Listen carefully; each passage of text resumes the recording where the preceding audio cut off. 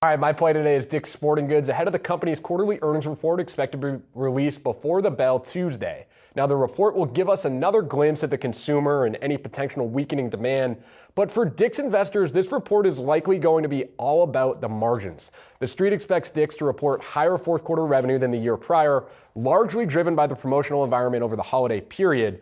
But the key will be how much Dick's has been sacrificing on the bottom line to boost that revenue and offload inventory. Now, credit card data last week from Citi shows that Dick's is leading other sporting goods retailers, but in that same research, the firm downgraded the stock to neutral from buy, noting it expects near-term gross margin pressures to continue.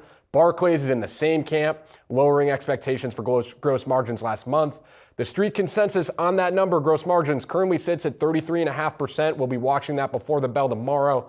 That would be the sixth straight quarter, Dave, of margin declines for Dick's. Some people had thought they might turn the corner here. It doesn't seem like that's quite happening just yet. Dick's up about 10% on the year. Interested to see the report tomorrow. Yeah, and this is just a few days after Morningstar named 10 stocks they believe are currently overvalued. Just 10.